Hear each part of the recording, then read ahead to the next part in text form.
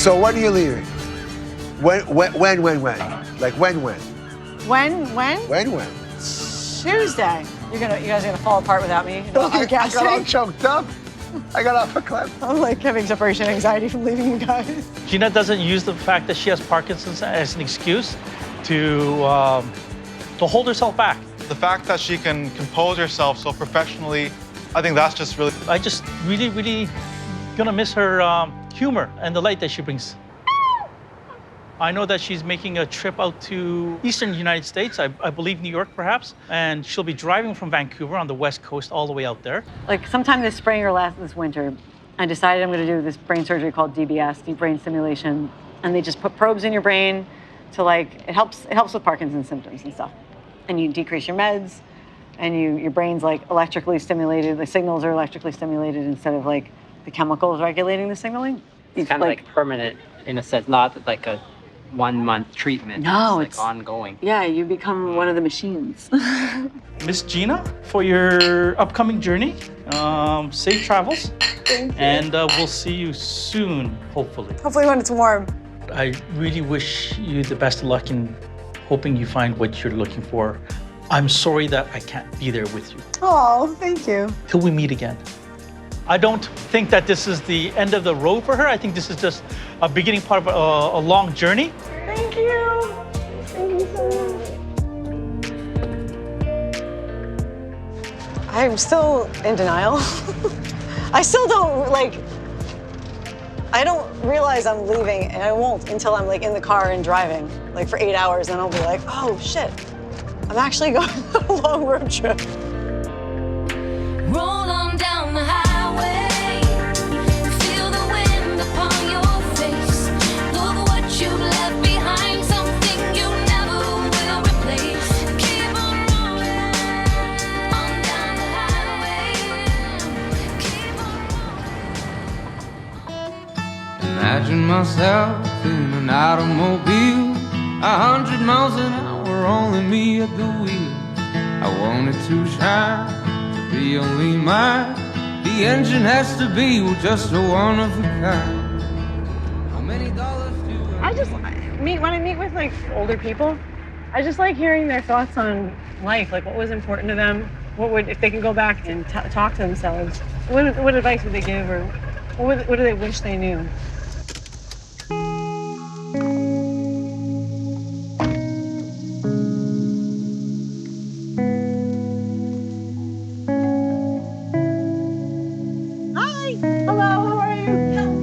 Gina. And you're Charisse? I'm Charisse. Thank you. Nice to meet you. All right, thank you. Well, when I was first diagnosed, I got angry. I'm not sure who I was angry with, but I got angry. And I can remember what the doctor said. I got good news and I got bad news. I don't even remember what the good news was. Yeah, I was going to say, what was the good news? Well, I waited 2 more years and 4 more neurologists, and finally I had to accept it. Yeah, I was working at NASA. Yeah, that's cool. I was a program project manager over a research support project. It sounds like it's a stressful job, so. It was stressful, and that didn't help the Parkinson's. Yeah. It has created a lot of challenges in our marriage, but we take it as a positive, and it truly has brought us closer together. The thing about Parkinson's is it's unpredictable. Yeah, that's the scariest part. It is progressive, but it can be managed. What you can't do is let yourself get depressed. Yeah. Because I firmly believe your state of mind controls your entire being. Yeah. Depression is your enemy. When you get depressed, the symptoms just take over. So you got to keep your mind right, positive. Like the saying goes, I have Parkinson's, but Parkinson's does not have me. Nothing has you, it sounds like. It's like a squatter that you can't get out of your house. Totally. I always say it's like an unwanted He's not welcome. roommate. But he's still But there. he's still there. Today, the Parkinson's is really acting up. Yeah. So don't you want to kick and scream and lose your mind on those days? I know I do. No. I get really, really frustrated. No, I don't generally feel like that. The older patient has experienced a lot of adversities in their lifetime, whereas the younger hasn't. And they're developed fears. And those fears can be more damaging than the sickness itself. Have you ever felt afraid that you were going to get worse and be a burden to your family? Yes, and that fear stays with you.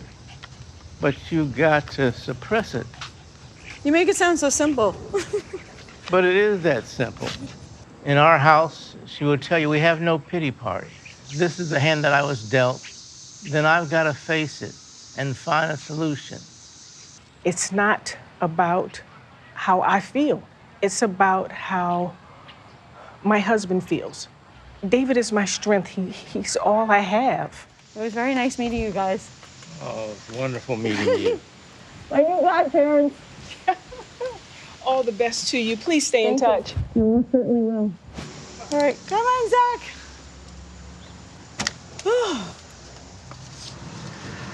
You ready?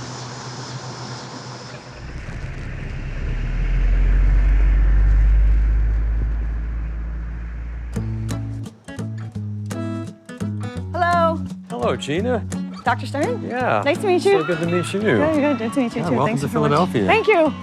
So you've come from far and wide, huh? Yeah, I did drive 4 weeks to see you. Hop in. So our travel companions here are Zach and Cookie. Hello, This is Zach. And Cookie's right there, hiding out. Awesome. Yeah, take a left up here. Let me know where to go. You know, if you were to sort of recap this journey that you've had over the last 3 weeks, you know, what you started out thinking about and what you're thinking about now in terms of approaching your Parkinson's. It's interesting because in the beginning of this, I was pretty settled on having DBS. Uh-huh. So I mean, still on the line, but thought I was going to do it. Not sure I was going to do it. This is something that's not going to go away, but if I just continue to work my ass off, working out, and just accepting the fact that I can't work my day job as much as I used to. Well, tell me about that a little bit. What do you mean you can't work your day job as much as you used to? Well, if I'm working 3 hours, if I'm stiff in the morning for an hour or two, and I need to get 8 hours of sleep at night, and if I am working out 1 to 3 hours a day, and then I have to eat and cook, practice of law is not forgiving. No, I know. And how much would you say you're doing now? Anywhere from 0 to like 5 hours a day. Okay. I mean, I really cut back, like more than half. I went part-time officially. And is that okay? Are you comfortable with that, or would you rather be full-time? I'd rather be somewhere between Half and full? half and full, like 60, 70%. That is a totally realistic goal. And if you're not there, then it's worth thinking about what you need to do next in order to get there. Yeah, that's a good perspective. I mean, it's true. You can pull over right there. Right. There's a message in that story, I think. Yeah. And certainly for you there is, because it ain't your time. You got a long way to go.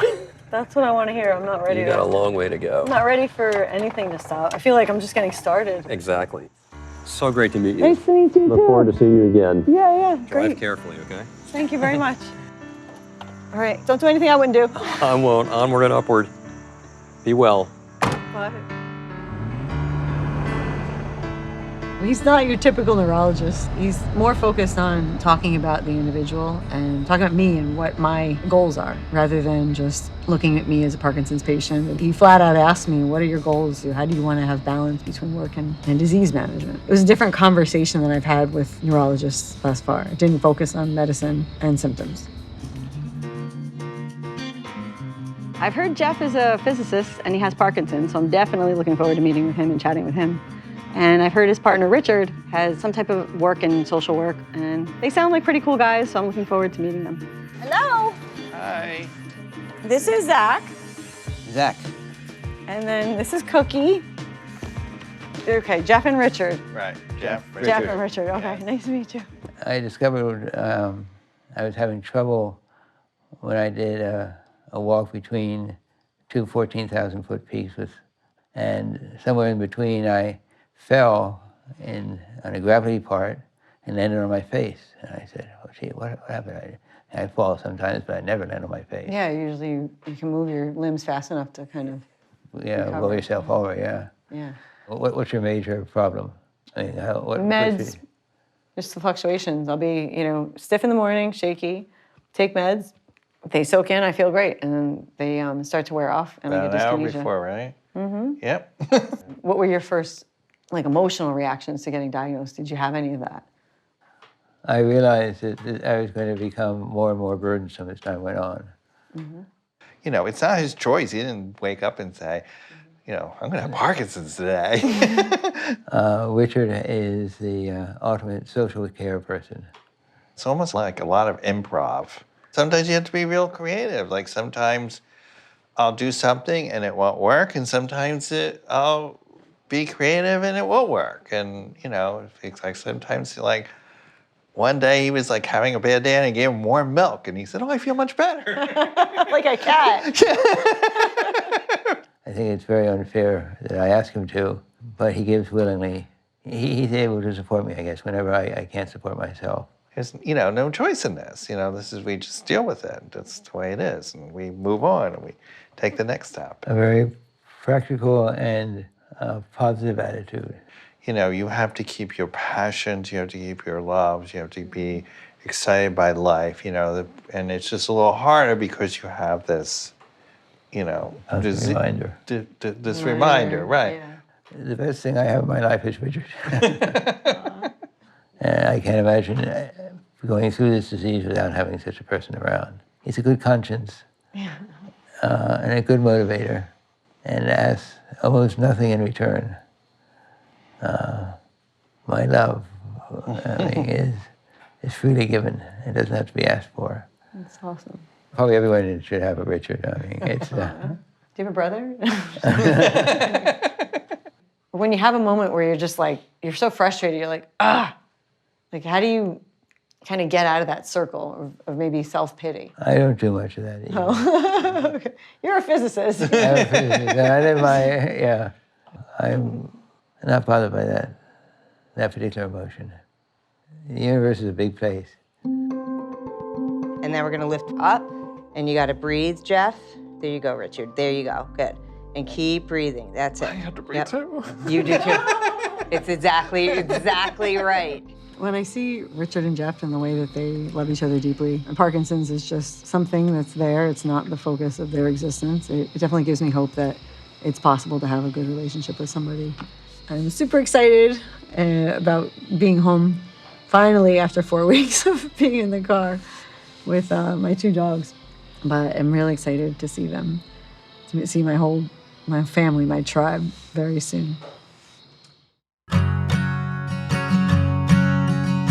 I have no idea how many miles we've traveled. A lot. Thousands. I have no idea. Thousands. Late January of 2020 was the last time I was home. I miss home a lot. I don't know why. I don't know if it's age. I don't know if it's COVID, but it was really hard when I was in Vancouver. I don't really feel like traveling anywhere. I like just the comfort of waking up every day in the same place. Just seeing family and friends and just being around them, their energy, their comfort, their love. If you ever feel like you're moving along. Come on, guys. Hello. I'll take you home. There you go, there. How are you? You crying? I know Mom feels bad. You crying? Oh, sometimes. Oh, there's other people I have to greet. Hey, Uncle Pete's here. Say hello, my Irish aunties. Hi, sweetie. How are you? Good to see you. Oh. How long are you staying? We don't know yet. A week? A day? No, like a couple months. Oh, you're going to be here for a couple of months? Yeah. Oh, okay. Oh, it's so great being home. It's like a release. I was on my own after I left her, after her father and I split up. I was on my own for 25 years. And I put myself through college and I got my master's degree and I became a special ed teacher like I wanted to be. And it never bothered me to be on my own. And I think part of my daughter's strengths are because they saw their mother go from scrubbing toilets to reaching a goal. She's one of the toughest people I know. She's the kind of person you go to when you're ready to go to battle.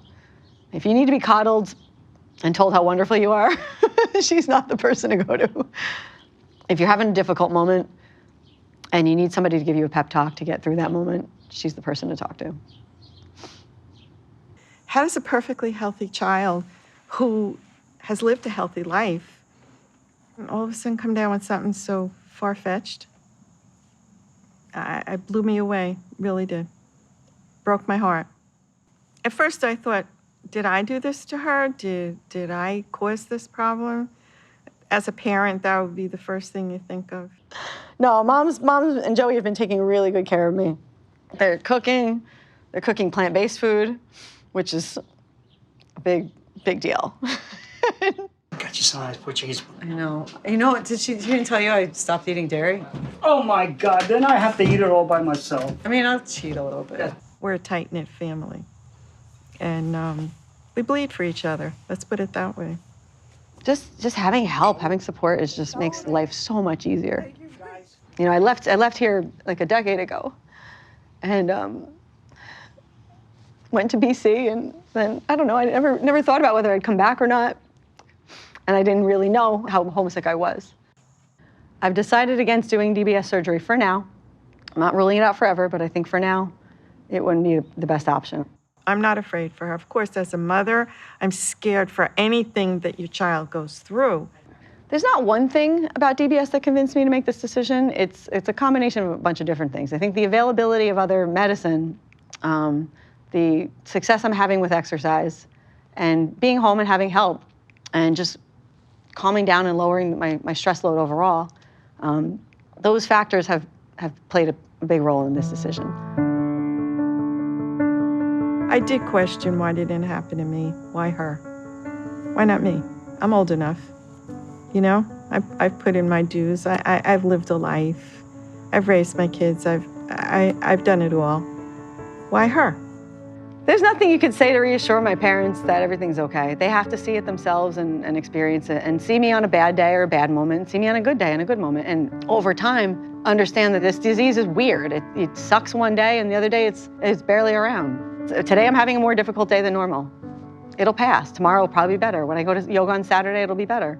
And I know I've seen that my mom's gotten a little bit more comfortable with that when she sees me get up every morning, drag my ass out of bed, whether I feel like it or whether I'm lazy, and what I'm doing and what the doctors are trying to do and what everybody around me that helps me, you know, the nutritionist, the physiotherapist, the martial arts instructors, the yoga instructors, I mean, everybody, the whole team, the whole village of people that are helping me. Once they see the big picture, they feel a little bit better, I think. I sense. I don't know if this place has changed or if I've changed, or probably both, but it's nice to be back here. I didn't expect this when I came back. I didn't expect to feel so connected to this place.